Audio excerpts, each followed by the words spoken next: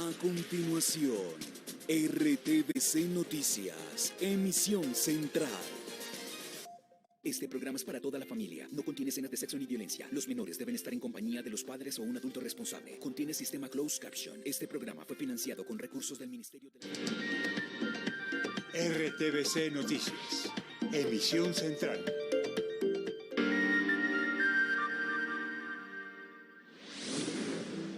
Presidente Duque anuncia que el gobierno y la fuerza pública harán respetar los resultados del próximo domingo. La policía confirmó que hay planes para desconocer resultados electorales y llamado a una jornada de violencia a través de las redes sociales. Dijo que el Estado está en máxima alerta. El candidato Petro dijo en la prensa europea que en la registraduría no hay neutralidad. Alexander Vega le respondió. La hija de Gustavo Petro dijo a la prensa española que si Hernández gana, habrá un estallido social peor que el del año pasado. El candidato dice que la malinterpretaron. Hernández hizo propuestas sobre el Sisbén y Petro sobre peajes y motos. Les explicamos en Colombia mi elección 2022. Es un misterio la desaparición de la psicóloga Adriana Pinzón en Cundinamarca. La fiscalía capturó a su cuñado. Estas imágenes son la pista. El detenido sale con aparentes bolsas en la mano. En el Catatumbo secuestraron a una profesora. Un grupo armado llegó por ella cuando estaba en plena clase. Siguen los estragos de las lluvias. Fueron cuantiosos los daños de un aguacero en Bucaramanga. Sigue la alerta por las cifras de COVID y por el pico respiratorio, que afecta sobre todo a los niños. No se descarta que vuelva el tapabocas. Es inminente el alza de la gasolina, anunció el gobierno en la presentación de las proyecciones de la economía. En el mundo, fuerte jornada de protestas en Ecuador. Indígenas exigen la disminución de los precios de los combustibles. Esperen oportunidades. Hay oferta laboral para asesores bilingües en Antioquia. Y en deportes, Costa Rica del colombiano Luis Fernando Suárez ganó el repechaje y va a Qatar. Habló el nuevo técnico de la Selección Colombia. Lorenzo dijo que respetará la filosofía y explicó su esquema de juego. Y en Cultura hablamos con María Dueñas, escritora española, y conversamos sobre Cira, su más reciente libro.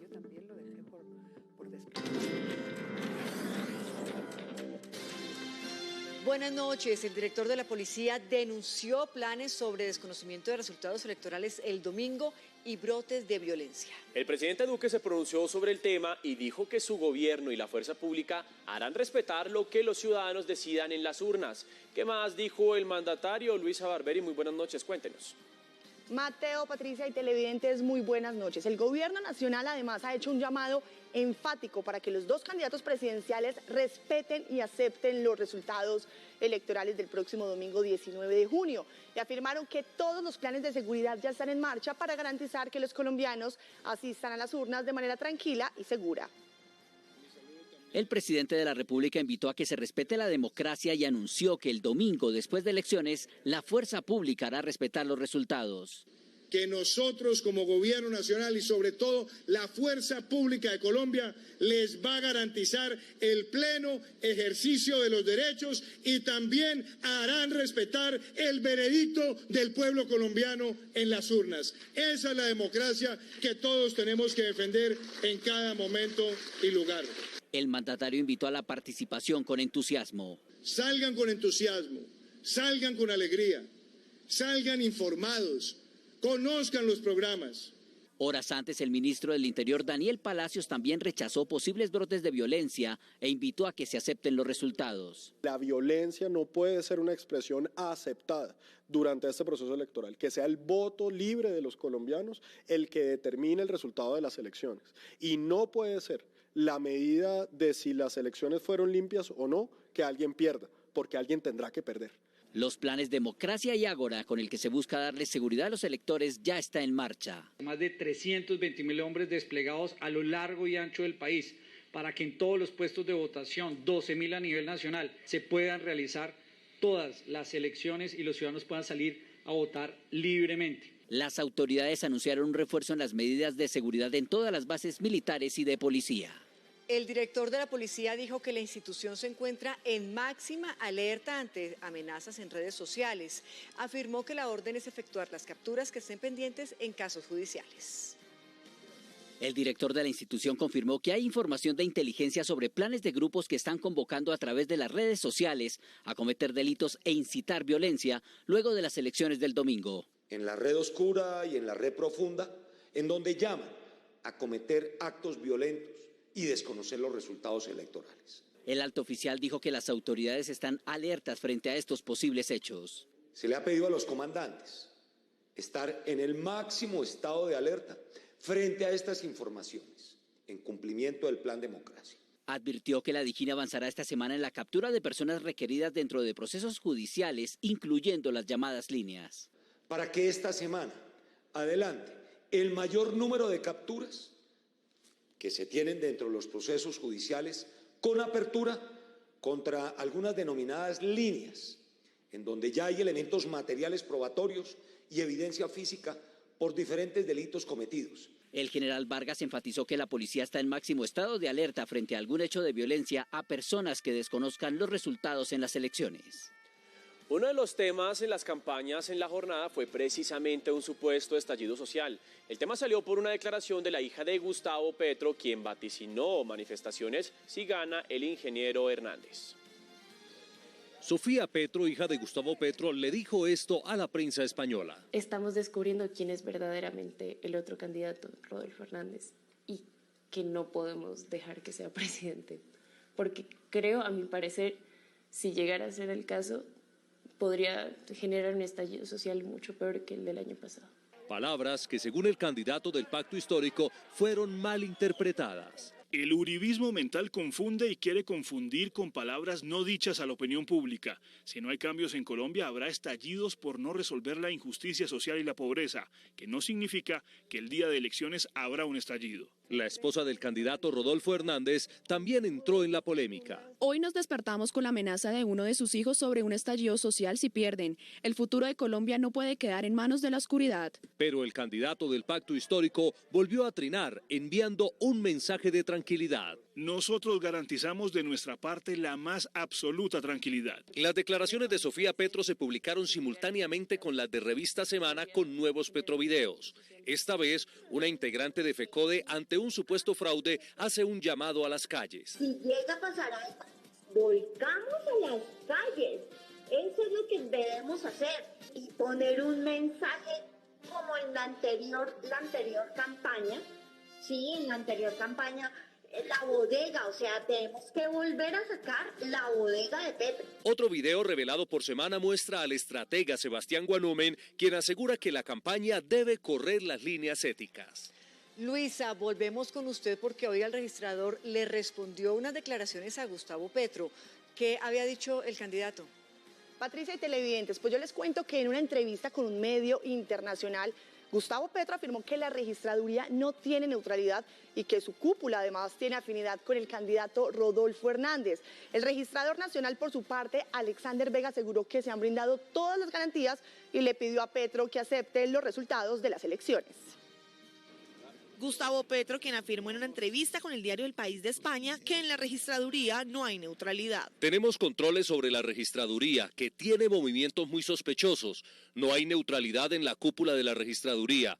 Tiene una afinidad clara con el otro candidato. El registrador nacional Alexander Vega le respondió al candidato. El mensaje claro para el doctor Gustavo Petro es que deberá respetar y acatar los resultados como lo ha hecho en todas las elecciones que él ha participado. Se le han brindado todas las garantías a él y a todos los candidatos. Alexander Vega rechazó las amenazas que al parecer estaría siendo la primera línea contra la entidad y las comisiones escrutadoras. Nosotros rechazamos sobre todo las amenazas que se han sufrido por parte hacia los funcionarios y hacia la registraduría. Sobre todo es importante decirles que el Ejército y la Policía están revisando todo el tema del Plan Democracia frente a nuestras sedes. El registrador confirmó que no hay puntos electorales en el país trasladados por orden público.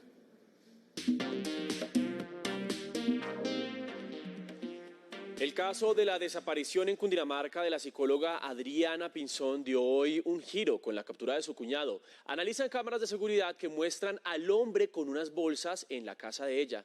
Las autoridades mantienen la búsqueda. Las autoridades cuentan con videos de una cámara de seguridad en donde al parecer se ve a Jonathan Torres que entra y sale de la vivienda de la psicóloga.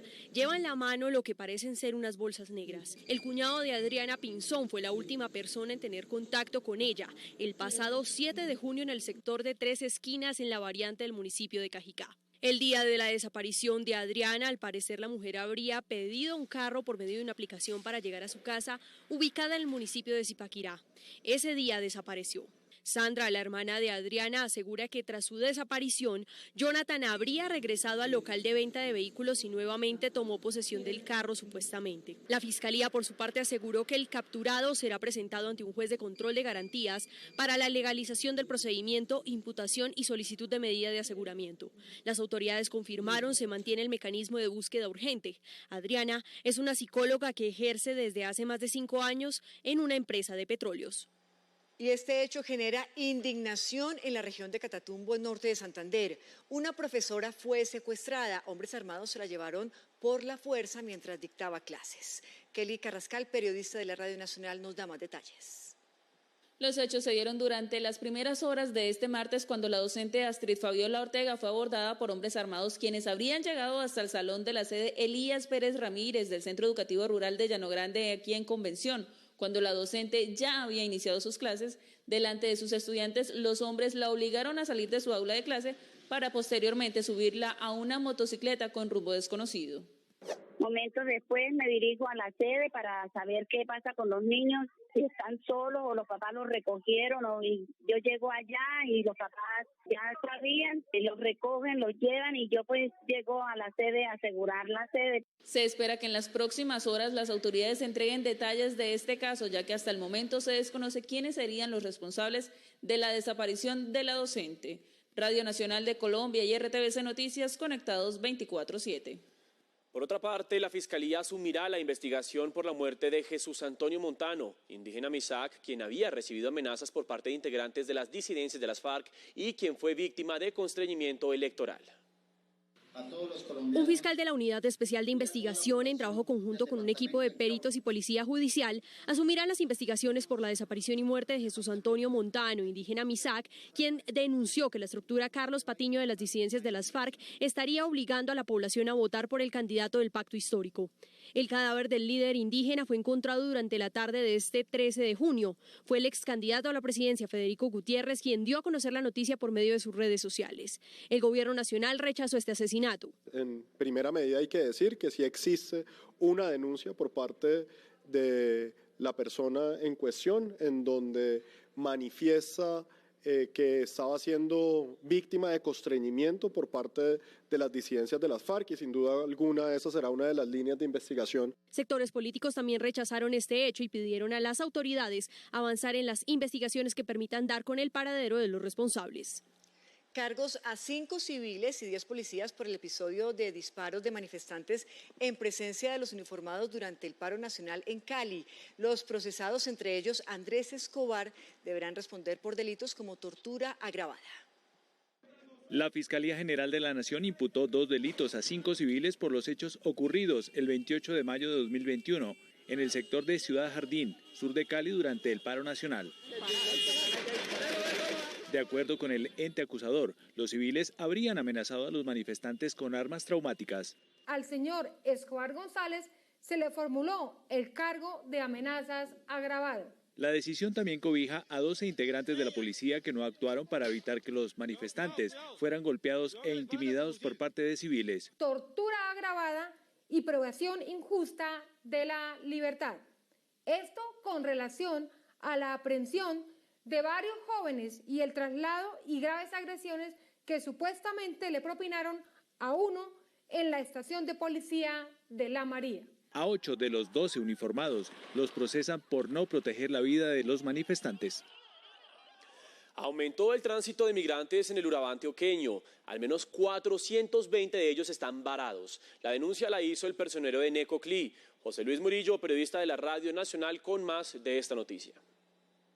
Nuevamente se agudiza la crisis de los migrantes en el municipio de Necoclí, esto en el departamento de Antioquia. El personero de este municipio, Wilfredo Menco Zapata, dio detalles sobre los hechos que están ocasionando esta emergencia.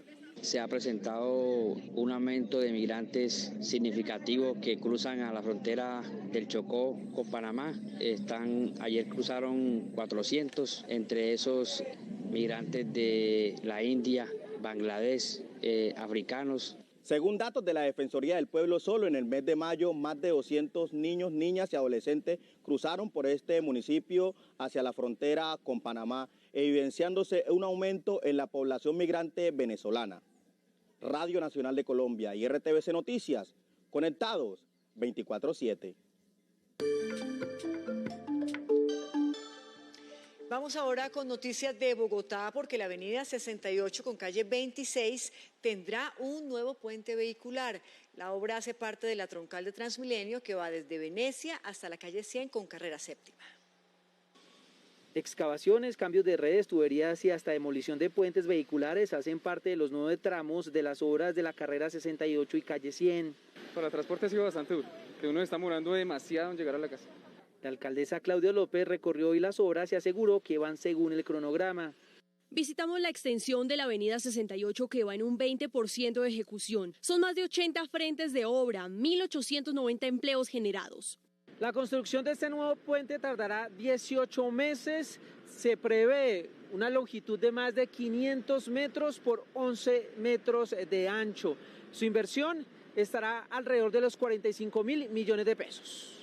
Los 2 puentes existentes serán desmontados y reconstruidos. El trancón es brutal. ¿Cuánto en promedio? Más o menos 1 hora, hora y media.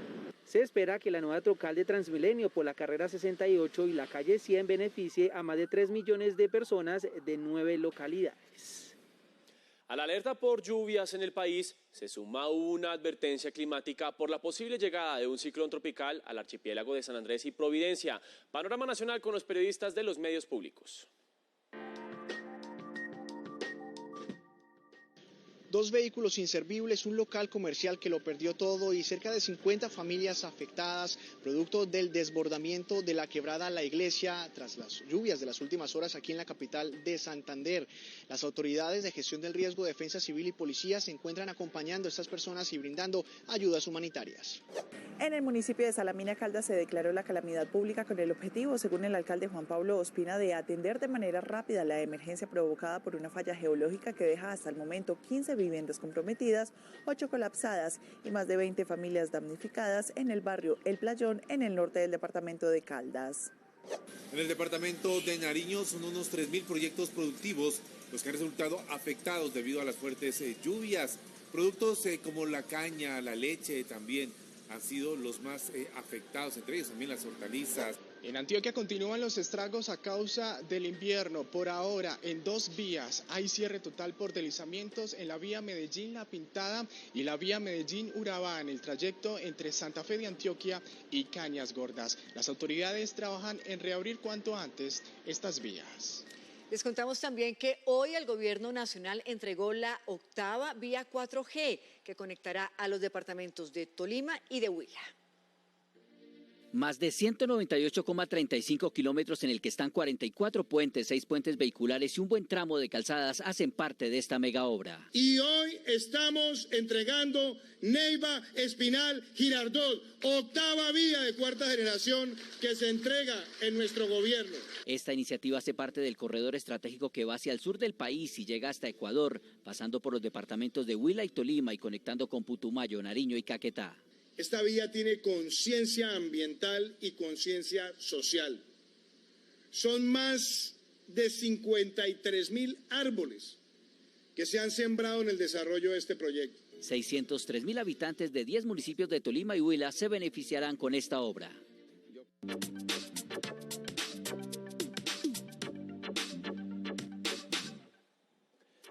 Hay alerta sanitaria en el país por un aumento en los casos de COVID que se cruzó con el pico respiratorio. Los más afectados son los niños. El llamado es a completar los esquemas de vacunación. En las últimas 3 semanas, Colombia reportó un aumento de nuevos casos de COVID-19. Del 27 de mayo al 3 de junio se registraron 4.344 casos y del 3 al 9 de junio hubo 8.742 casos, según el balance del Ministerio de Salud. Colombia está viviendo un pico por el aumento de contagios de COVID y coincide con el primer pico respiratorio del año. Si hay un pequeño pico, de hecho la semana pasada se incrementó el número de casos 3.092 más y estamos viendo que en Colombia está creciendo una nueva subvariante de Omicron, que es la B4. Dado el incremento de contagios y enfermedades respiratorias, la entidad reiteró el llamado a la vacunación de niños y adultos y enfatizó que si los números crecen, el país tendría que volver a usar el tapabocas, al menos en espacios cerrados. Agremiaciones médicas en Antioquia piden restablecer el uso obligatorio del tapabocas en espacios cerrados. Esto debido al incremento de contagios de COVID-19 y a la alta ocupación de las UCI por el pico de enfermedades respiratorias.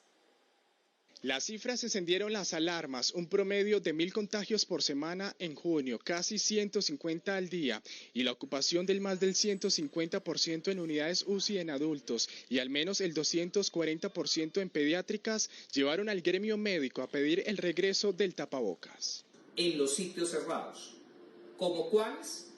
Como los colegios, como las entidades financieras, como los lugares donde haya aglomeración de personas. Las enfermedades respiratorias por la temporada de lluvias incrementaron el riesgo y la situación de unidades de cuidados intensivos es crítica.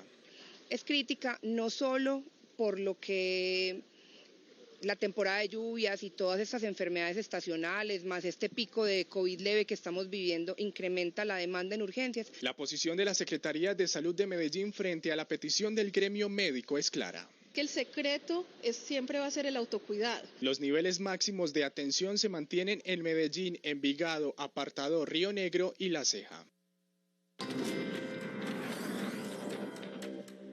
A pocos días de la segunda vuelta presidencial, el magistrado del Consejo Nacional Electoral, Luis Guillermo Pérez, le pidió al fiscal general Francisco Barbosa una auditoría para los software de los sistemas de la registraduría ante denuncias por supuesto fraude. El magistrado expresó también su preocupación al fiscal Francisco Barbosa por los escenarios de violencia política, la falta de confianza ciudadana por lo ocurrido en las legislativas de marzo y también denuncias de compra de votos. Les contábamos al inicio de la emisión de la advertencia de la hija de Gustavo Petro de un nuevo paro aún más fuerte si gana Hernández. El ingeniero le contestó a la joven. Rodolfo Hernández rechazó las declaraciones de la hija de Gustavo Petro y dijo que buscan sembrar temor en los colombianos. Van a incendiar a Colombia, ya la hija de Petro, eso no son palabras mías, son palabras de la hija de Petro que la mandan a decir eso, a ver si nos asustamos. No nos dejamos asustar. Pobrecitos los colombianos en manos de Petro. Por otro lado, Rodolfo Hernández dijo que no descarta al ex vicepresidente Germán Vargas Lleras en su gabinete. Para mí, con el temperamento que tiene, la experiencia, la parte ejecutiva que él tiene, el mando que genera el Ministerio de Defensa. Sin embargo, negó haberse reunido con él o haberle ofrecido un puesto. Le dije no. Hipotéticamente no, hipotéticamente la respuesta, 0 Vargas Lleras. La relación Hernández-Vargas nació en el 2016 cuando Rodolfo era alcalde de Bucaramanga y discutían temas políticos. Hace 10 meses el ingeniero lo cuestionó. Vargas Lleras, politiquero profesional, antiderechos y antidemocracia. Vargas Lleras es un politiquero profesional, 20 juliero. Un especialista en subirse al bus que más le convenga. Hernández también dijo que sacará adelante el metro de Bogotá. Y más noticias de Colombia, mi elección 2022, porque en la región del Catatumbo, en norte de Santander, la misión de observación electoral alertó sobre posibles riesgos para los votantes. Anderson Salinas, periodista de la Radio Nacional, nos amplía. Ante el riesgo, la observación electoral en norte de Santander adelanta la estrategia de voto en paz, donde 65 observadores electorales garantizarán la seguridad en los procesos electorales del domingo 19 de junio. Jairo Oviedo, representante de la MOE en el departamento, agrega que es de vital importancia que sean las mismas comunidades quienes asuman la responsabilidad de vigilar el proceso democrático. Esto permite que sean observadores y observadoras de las mismas regiones, de los mismos territorios, contribuir precisamente a aumentar, a incrementar el tema de la seguridad, de la posibilidad de que el ejercicio de observación sea realizado. Oviedo explica que estarán desplegados en todo el departamento, especialmente en los 8 municipios del Catatumbo, donde permanece el alto riesgo electoral por la presencia de actores armados ilegales. Y colombianos que viven en San Antonio del Táchira, en Venezuela, denunciaron problemas para pasar por la frontera. Paola Tarazona, periodista de la Radio Nacional, nos cuenta más. Yo los saludo desde la zona de frontera de La Parada, en el municipio de Villa del Rosario, donde pese a los anuncios que se dieron en horas de la mañana de la instalación de vallas en el territorio venezolano de San Antonio, se reporta a esta hora normalidad en el tránsito hacia Colombia. Es decir, a pesar de la instalación de las vallas, las personas tienen permitido cruzar hacia el territorio colombiano y están votando con normalidad en los puntos de los consulados instalados en esta zona del país. Todo normal, pues habían dicho que habían colocado unas vallas que iban a prohibir el paso peatonal, pero no, solamente fueron rumores porque hasta el momento todo ha transcurrido normal. Cabe destacar que, sin embargo, los ciudadanos colombianos que residen en el vecino país llaman la atención a los connacionales para que vengan a realizar su derecho al voto de manera oportuna y rápida y no se expongan a que puedan darse bloqueos en las próximas horas. Es la información desde la zona de frontera de San Antonio del Táchira y Villa del Rosario, en La Parada. Paola Tarazona para RTV6 Radio Nacional.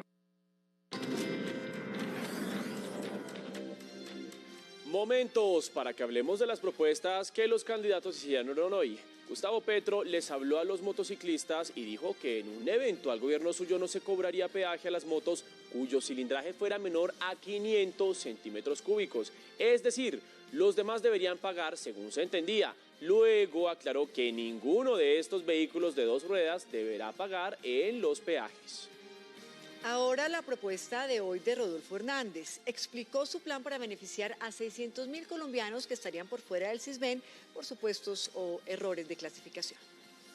Que porque la familia hizo un esfuerzo de arreglar el pisito, de limpiar, de pintar, de hacer una pequeña reforma, lo saquen del Sisbén. Eso no es justo. Vamos a garantizar una revisión total.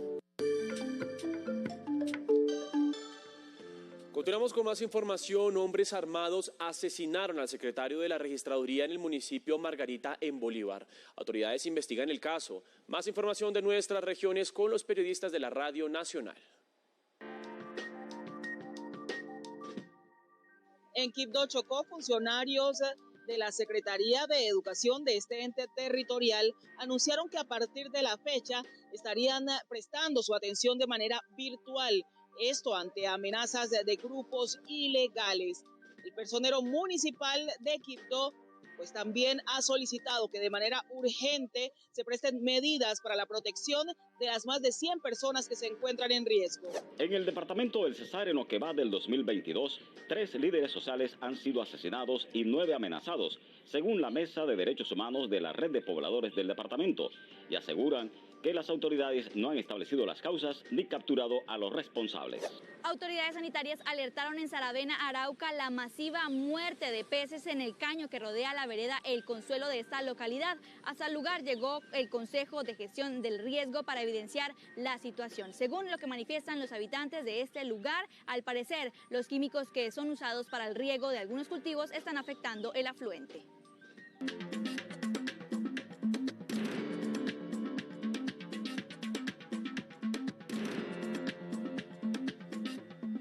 Momento para la información internacional en RTVC Noticias. Por segundo día consecutivo, varias carreteras de Ecuador estuvieron bloqueadas por fuertes manifestaciones de indígenas.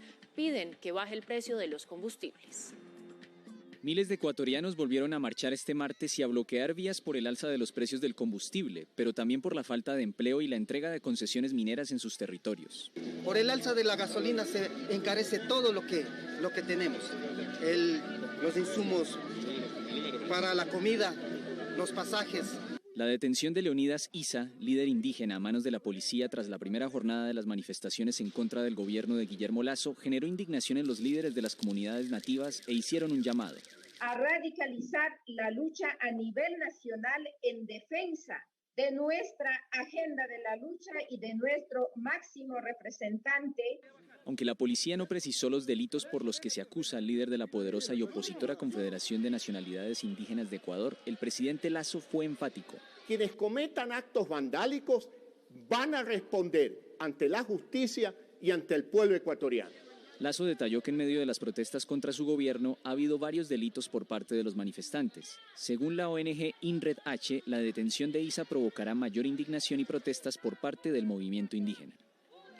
La búsqueda del periodista británico Dom Phillips y el experto indigenista Bruno Pereira, desaparecidos en una región remota de la Amazonía brasileña, continuó hoy por 10º día en medio de interrogantes y una persistente presión internacional para resolver el caso. Dom Phillips, de 57 años, autor de decenas de reportajes sobre la Amazonía, que estaba preparando un libro sobre conservación medioambiental, y Bruno Pereira, de 41 años, experto en poblaciones indígenas, quien estaba acompañando como guía al británico, fueron vistos por última vez el pasado 5 de junio. Phillips y Pereira estaban recorriendo el valle de Yavarí, en el extremo occidental del estado de Amazonas, en la frontera con Perú y Colombia, una región remota donde operan grupos narcotraficantes, madereros y pescadores ilegales. De hecho, Pereira había recibido amenazas de grupos criminales que tratan de invadir las tierras protegidas para explotar sus recursos. Tras varios días de búsqueda, el presidente Jair Bolsonaro informó que difícilmente los encuentren con vida.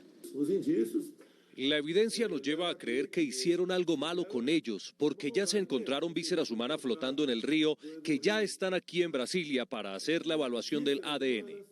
La policía, por su parte, no confirmó que se hubiera encontrado ningún cadáver, al igual que la Unión de Pueblos Indígenas del Valle de Yavarí, que participa en la búsqueda, lo que generó un clima de confusión y de más críticas al gobierno de Bolsonaro. Las autoridades sí confirmaron el hallazgo de objetos personales de ambos. La desaparición de Phillips y Pereira suscitó una ola de solidaridad internacional de varias personalidades y organizaciones defensoras de derechos humanos. Hoy empleados de la Fundación Nacional Indígena e integrantes de movimientos sociales protestaron frente al Ministerio de Justicia en Brasilia.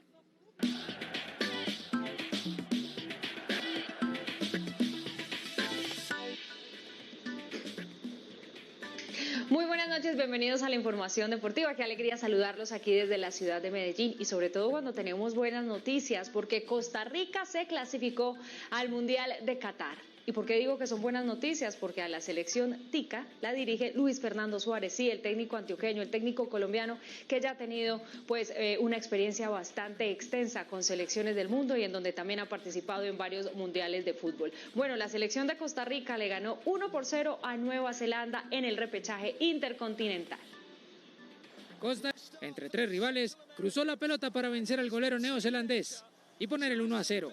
Pero no iba a ser fácil, siempre con sufrimiento porque Chris Wood anotó para Nueva Zelanda, pero el VAR hizo anular la jugada por falta previa contra Duarte. Los ticos siguieron buscando y al 69 se acercaron, pero con un solo gol fue suficiente para que Costa Rica vaya a su tercer mundial consecutivo. También el colombiano Luis Fernando Suárez irá a su tercer mundial con 3 selecciones distintas: Ecuador, Honduras y Costa Rica. Este equipo, o estos jugadores, yo tengo un orgullo profundo por ellos, porque creo que en mi vida nunca había dirigido un grupo humano como este. Y así como el técnico está agradecido con sus jugadores, ellos devuelven el cariño. Gran parte de lo que conseguimos hoy es del profesor, de sus asistentes, de sus ayudantes. Costa Rica clasificó y jugará en el grupo E del Mundial, contra España, Japón y Alemania. Y nosotros tenemos un técnico argentino en nuestra selección Colombia y hoy justamente fue presentado por la Federación Colombiana de Fútbol, Néstor Lorenzo. Habló con la prensa, habló de cómo es la idiosincrasia del jugador colombiano a la cual quiere respetar.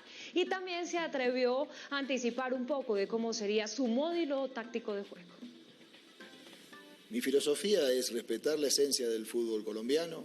Comienza la ilusión de la era Néstor Lorenzo. Gracias al Club Melgar también que entendió la situación, me llama a una selección a la que quiero mucho. Y con él un plan de trabajo del que empieza a dar luces. Los sistemas son flexibles, ¿no? Pero creo que partiendo de un 4-3-3 es una manera de ocupar bien todos los espacios de la cancha. Trabajos que además van de la mano con las selecciones menores. Creo que hay que generar confianza, hay que trabajar mucho, con humildad, y de esa manera los chicos se van a ir consolidando. Para él será difícil tener un líder de las características de Falcao, pero confiará en el 10 que vio crecer. James no va a dejar de ser menos jugador o menos de lo que yo pienso por faltar un mes o 2 meses de las canchas, ¿no? Estará siempre en el ámbito de la selección. Mientras yo esté. Lorenzo arrancará su ciclo con Colombia en el mes de septiembre, mes en el que se espera la tricolor tenga 2 partidos amistosos.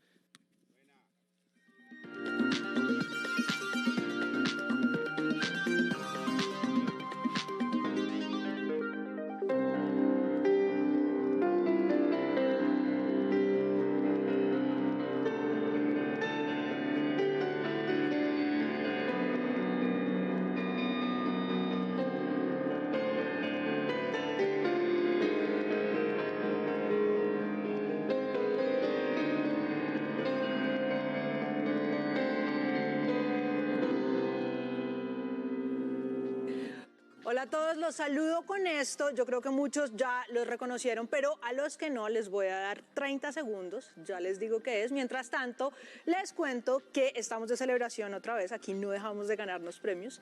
2 pajaritos, que es una serie hecha entre Señal Colombia, Argentina y Uruguay, se ganó un premio en el Festival Puig Jeunesse, que es un festival de cine y industrias audiovisuales. Bueno, ahora sí, vamos, por supuesto, esto es el opening de E.T., porque está cumpliendo 40 años esa película que es tan buena y que todos recordamos tanto.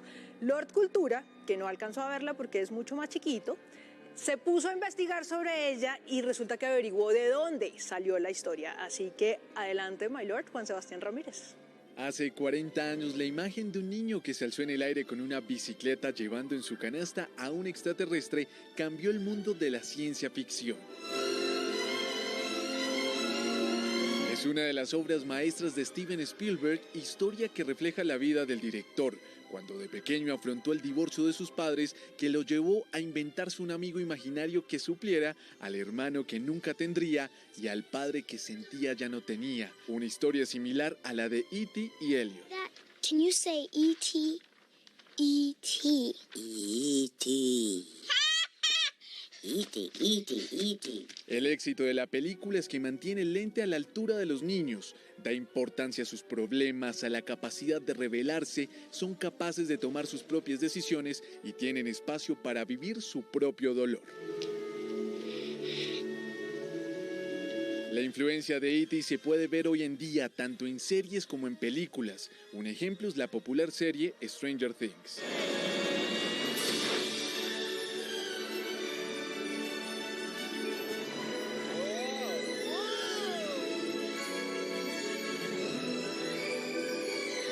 Un referente del cine que recaudó $359 millones en todo el mundo. Un récord hasta entonces lo tenía La Guerra de las Galaxias.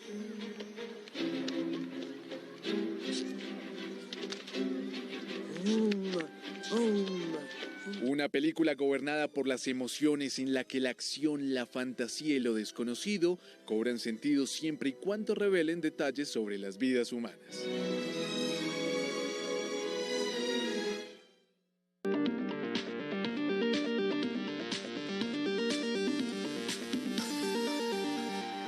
Volvemos con más información. El gobierno actualizó sus proyecciones económicas para este año.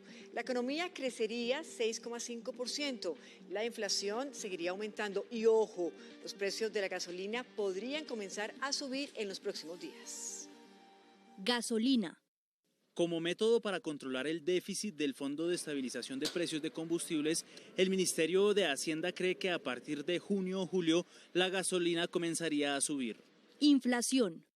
Por el contexto internacional, la inflación cerraría 2022 en 8,5%, la más alta en los últimos 22 años. Crecimiento económico. La proyección subió de 5% a 6,5% para 2022. Dólar. El gobierno cree que el precio promedio del dólar para este año será de 3.924 pesos. Deuda pública.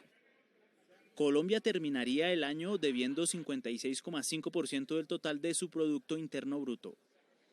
Este viernes 17 de junio será el segundo día sin IVA. La expectativa de los comerciantes es igualar el récord de ventas en la jornada anterior, que recordemos fue de 9 billones de pesos.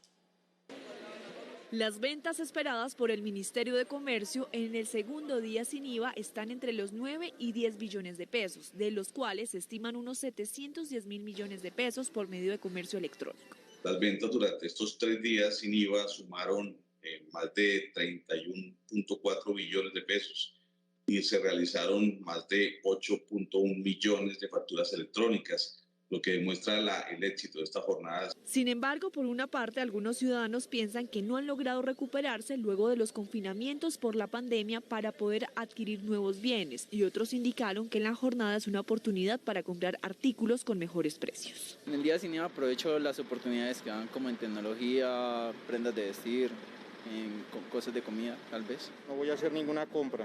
¿Por qué? Porque no hay los recursos, no hay los recursos para decir voy a ir a comprar cosas. Tengan en cuenta que para obtener el descuento en el día sin IVA, el comercio debe expedir la factura legal con fecha del 17 de junio de 2022.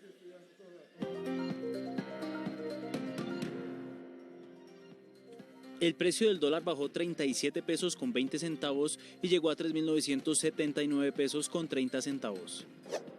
El precio interno de la carga de café subió 29.000 pesos y quedó en 2.165.000 pesos. 14 billones de pesos fue el aporte de ingresos del sector minero energético nacional durante 2020. La proyección del precio de petróleo por barril para 2022 por parte del Ministerio de Hacienda es de $100. Y a propósito de cifras, es martes de los datos del DANE con su director Juan Daniel Oviedo. Hoy sobre cifras del turismo. Muy buenas noches. El día de ayer el DANE presentó los resultados de la encuesta de gasto interno en turismo para el primer trimestre del 2022. Esta operación estadística busca medir no solo la frecuencia, sino también el gasto que realizan los residentes de las 24 principales ciudades del país cuando se mueven fuera de su ciudad, bien sea con pernoctación, lo que llamamos turismo interno, o de pasadía, lo que denominamos técnicamente como excursionismo. Veamos entonces cuáles son los principales resultados. En primer lugar, para el primer trimestre del 2022 estamos observando que 1 de cada 10 personas en promedio que residen en esas ciudades tuvo la oportunidad, bien sea de viajar con pernoctación o de pasadía al interior del país. Este resultado, a pesar de que implica una recuperación frente al primer trimestre de 2021, sigue siendo una brecha muy importante para recuperar en la medida en que el referente prepandémico, es decir, el primer trimestre del 2019, planteaba que aproximadamente 1 de cada 5 personas que residían en estas ciudades tenía la oportunidad de desarrollar estos viajes al interior del país. En términos de personas, estamos observando que prácticamente 1.459.000 personas que residen en estas 24 ciudades realizó turismo interno en Colombia, lo cual corresponde a casi 1 millón de menos de lo que veíamos en el primer trimestre del 2019, lo cual confirma que en efecto tenemos una brecha muy importante para recuperar.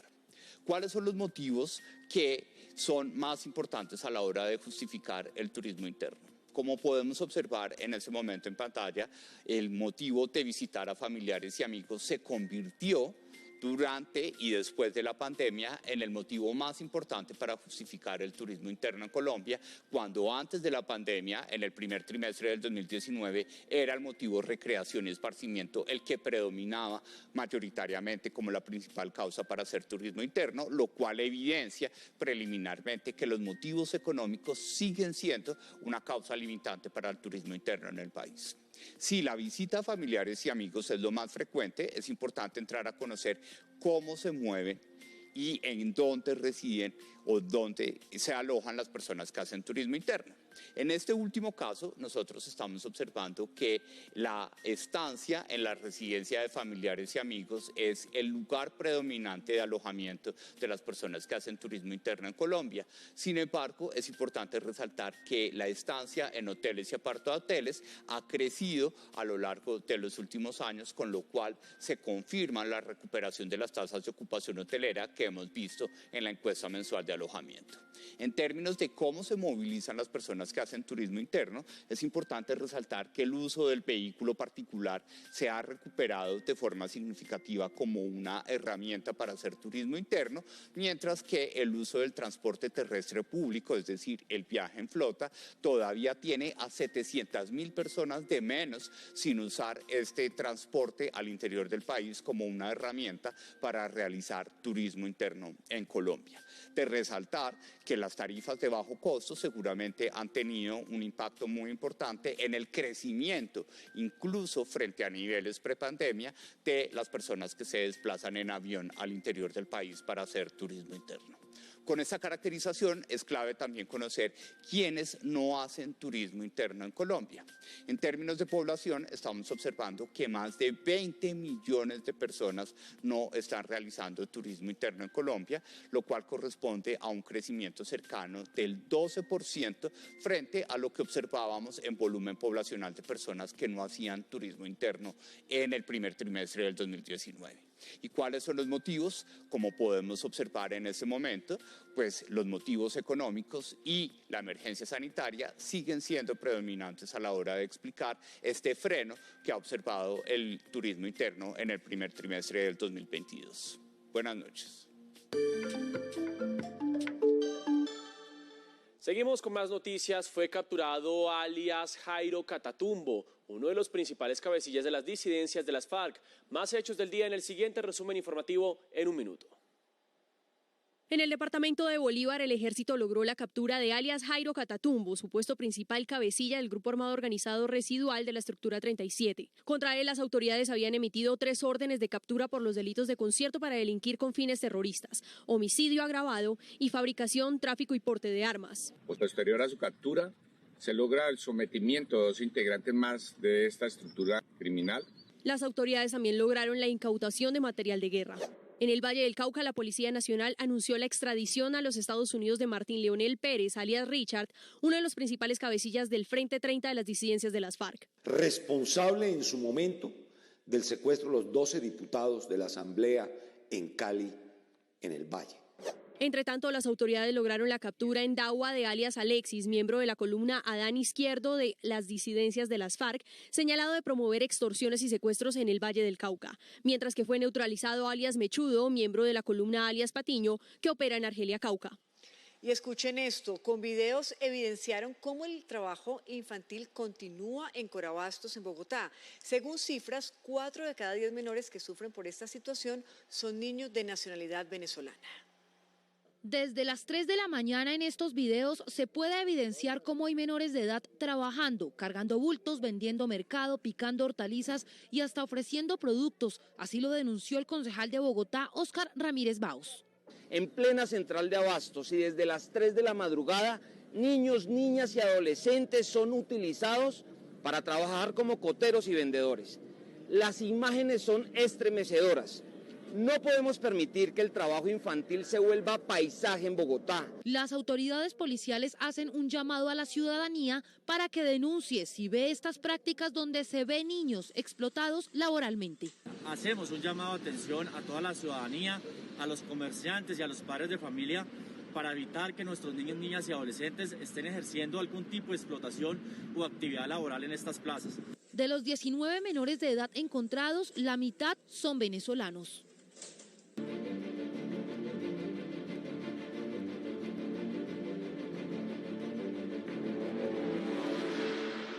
Las tropas rusas trataron hoy de rodear a las fuerzas ucranianas que siguen resistiendo en la estratégica ciudad de Severodonetsk. El presidente ucraniano Volodymyr Zelensky afirmó que la batalla del Donbass dará un giro a la guerra.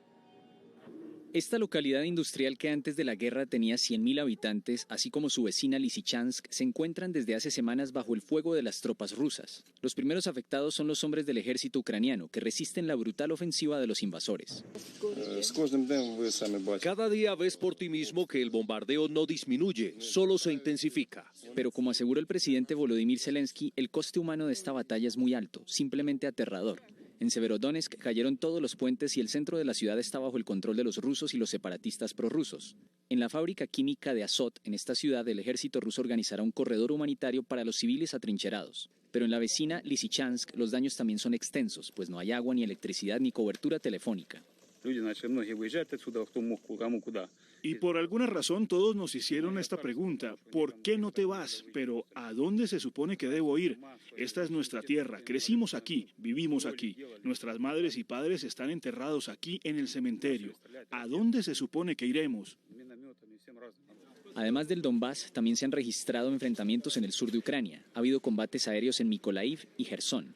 Estados Unidos ya empezó a entregar armas pesadas a Ucrania y mañana se discutirá en una reunión del grupo de contacto en Bruselas una posible aceleración de las entregas. Entre tanto, el gigante ruso Gazprom anunció que reducirán un 40% las entregas diarias de gas a Alemania a través del gasoducto Nord Stream. Gazprom interrumpió sus entregas a varios clientes europeos que se negaron a pagar en rublos. El presidente de Estados Unidos, Joe Biden, analiza salidas a la crisis de los cereales que causa la guerra. Busca contener la subida global de los precios de los alimentos. Más noticias del mundo a continuación. La Organización Mundial de la Salud decidió convocar a su comisión de emergencias el 23 de junio ante la expansión de la viruela del mono. El director general de la OMS cifró en 39 los países que han comunicado casos del actual brote, con 1.600 casos confirmados, 1.300 sospechosos y 79 muertes relacionadas. La Asamblea Nacional de Nicaragua autorizó hoy el ingreso de tropas, naves y aeronaves de las Fuerzas Armadas rusas, a petición del presidente Daniel Ortega, quien busca recibir apoyo en operaciones contra el delito en el Mar Caribe y el Océano Pacífico nicaragüense.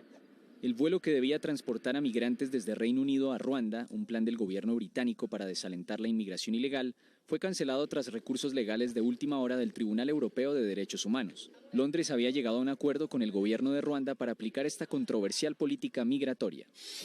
La justicia argentina prohibió la salida de su país de 14 venezolanos que eran parte de la tripulación de un avión de carga de bandera venezolana, que también integran 5 iraníes a quienes ya se les había retenido los pasaportes, según informaron fuentes judiciales. La causa está bajo secreto de sumario.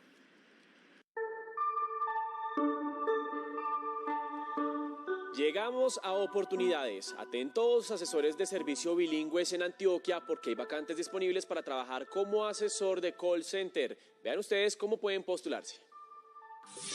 En oportunidades para que asesores de servicio al cliente bilingües trabajen en Sabaneta y área metropolitana de Medellín, vaya a la página www.almacontact.com/es/. Al ingresar encontrará toda la información general de la compañía. Ojo, porque para postularse no es indispensable tener experiencia laboral, pero sí ser bachiller y tener dominio del idioma inglés con nivel mínimo B2. Atentos, porque son 100 vacantes, con un contrato a término indefinido más prestaciones de ley, un salario de 2 millones de pesos más comisiones mensuales y horarios flexibles para estudiantes. Pilas, porque para iniciar el proceso de selección debe enviar la hoja de vida al siguiente correo electrónico: sbsanchez@almacontactcall.co. Recuerde que la convocatoria basta que se agoten los cupos. Y muy importante, si quiere seguir informado 24/7, nos encuentra en todas nuestras redes sociales como RTVC Noticias.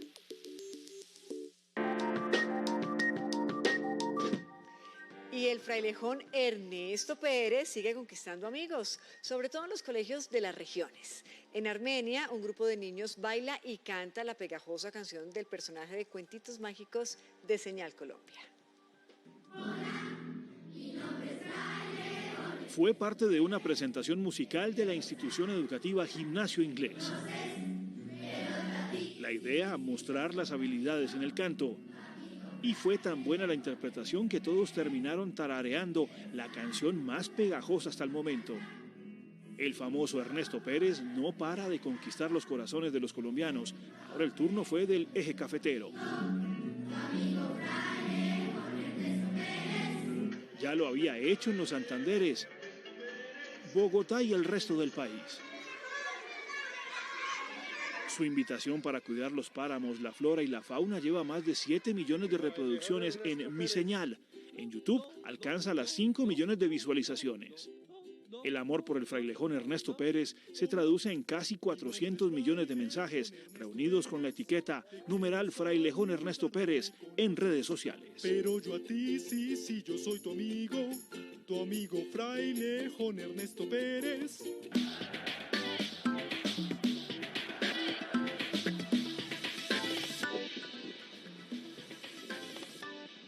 Y ahora seguimos con más información deportiva porque en la Liga de Naciones Europea hoy se dieron unos resultados bastante extraños, pues que conmocionaron también al mundo del fútbol. Pues miren ustedes, en casa Inglaterra perdió estrepitosamente con Hungría, sí, lo golearon. Y además, por otro lado, pues Alemania goleó 5-2 también a Italia. ¿Qué les parece? Si vemos los goles. La aplanadora alemana comenzó con un tanto de Joshua Kimmich, centro desde la izquierda de David Raum, 1-0. Ilkay Gundogan de penal puso el 2-0. Thomas Müller, histórico de la selección teutona, y el 3-0. Y luego aparecieron las dos grandes figuras del partido. Serge Gnabry para Timo Werner, 4-0. Y se repite la dosis. Serge Gnabry para Timo Werner, 5-0. Wilfried Gnonto se convirtió en el jugador más joven en anotar un gol con la selección italiana, 5-1, y el 5-2 de Alessandro Bastoni. Y en Wolverhampton repitió Salai. El pase esta vez fue de Martin Adam, 0-2. Zolt Nagy y el 0-3 tras el pase de Martin Adam. Y seguimos con fútbol mundial porque bastante polémica causó la estrategia de tapar en el cobro de tiro penal del arquero australiano Andrew Redmayne. ¿Recuerdan ustedes? Con bailecito incluido. Pues algunos dicen que está bien la estrategia y que no debería ser reglamentaria. Pero otros dicen que estas son payasadas que pueden empañar un poco el fútbol. ¿Ustedes qué creen? La eliminación peruana dolió, pero el bailecito del arquero australiano indignó. Un arquero que era una suerte de payaso. Un arquero que hacía cualquier tipo de artimaña, artilugios para desconcertar al rival. Pero nada que hacer, porque esto no va contra el reglamento. No comprendo mucho esta ley, esta norma, donde el arquero, mientras que esté pisando la línea, puede hacer lo que se le cante. En Colombia aún se recuerdan las maneras del arquero argentino Emiliano Martínez que no gustaron, pero funcionaron. Y es que no es algo nuevo. Repitiendo en la final del 2005, Jerzy Dudek, también del Liverpool, la aplicó y le volvió a salir. Y Redmayne, el australiano, viene haciendo el bailecito desde hace muchos años y ya con eso ha ganado títulos. Lo trabajamos en mi equipo y decimos que si hay que ser payaso para aumentar el porcentaje de éxito, entonces hay que hacerlo. Cada quien habla según le fue en la fiesta. Para los peruanos, el show de baile estuvo para llorar. Pero para los australianos, lo visto con su arquero bailarín fue más espectacular que una presentación del mismísimo Michael Jackson.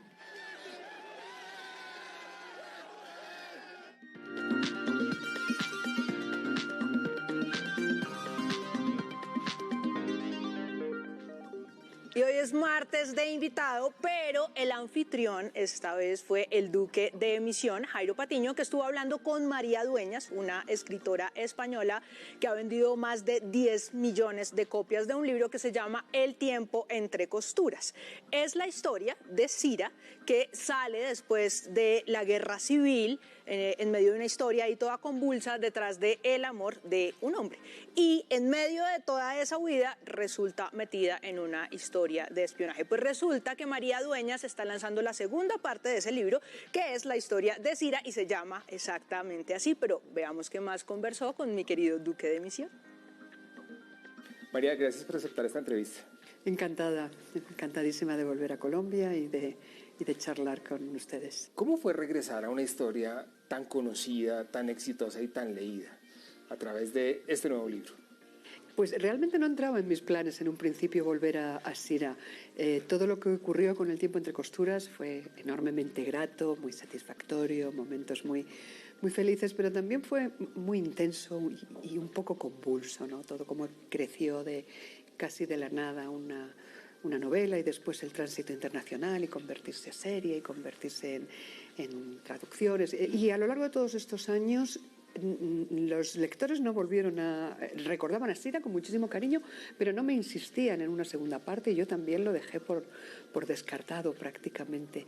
Y tenía una nueva novela empezada, que iba a ser mi quinta novela, que solo arrancada, no muy avanzada, pero estaba empezada. Y fue durante un viaje a Tánger cuando empecé a pensar que me apetecía muchísimo volver a aquellos escenarios por los que transitó Cira en el pasado. En últimas, estos libros tuyos son del amor, de la mujer, de la historia. ¿Qué sientes que son y le puedes contar a los lectores? Pues a mí me cuesta mucho ponerles una etiqueta. Me preguntan a veces por el género que yo pretendo escribir y yo siempre digo que yo quiero escribir novelas, digamos de corte más o menos clásico, no son novelas clásicas, no es la novela del 19 en absoluto, pero intento que ninguna de sus vertientes sea lo suficientemente distanciada de las demás como para que se pueda asignar a una categoría y no a otra, ¿no? ¿Qué pasa en la vida y la historia de un escritor cuando tiene un libro como Un tiempo entre costuras, con un éxito tan rotundo y tan grande? ¿Cómo lo cambia? ¿Cómo lo perjudica tal vez? Porque ya sabemos cómo lo favorece. Bueno, yo creo que en mi caso hubo una cosa que jugó muchísimo a mi favor, que era la edad. Yo soy una escritora tardía, yo publiqué El tiempo entre costuras con más de 40 años cumplidos, y yo creo que eso, el tener ya cierta madurez y una mirada hacia el mundo, digamos ya con la lucidez que dan los años, yo creo que me hizo no perder la cabeza en ningún momento. Yo lo acepté, todo lo que vino con una enorme gratitud, lo disfruté muchísimo también. Los profesores de literatura a veces tienen unas ideas un poquito fuertes de los libros bestseller, de los libros supervendidos. ¿Qué piensa la experta en filología de las superventas escritora? Es cierto que desde posiciones, digamos, muy académicas o incluso desde la crítica literaria, desde cierto periodismo cultural, también la etiqueta bestseller es una palabra con distintos flancos, ¿no? Y no siempre es tratada con el mismo sentido y puede volverse una palabra con connotaciones altamente negativas según de quién provenga. Y a mí lo que me gustaría es que se utilizara el término con rigor léxico y no pasar una cosa por otra. Bestseller es que se venda mucho, que lo tenga muchos lectores, pero no necesariamente es un género en sí mismo y no necesariamente tiene por qué ir unido, como se hace muy a menudo, la falta de calidad literaria con grandes ventas y lo contrario, ventas minoritarias con altísima calidad literaria. María, muchas gracias por estos Encantadísima, minutos. todo lo contrario, un placer, muchas gracias. RTBC Noticias, emisión central.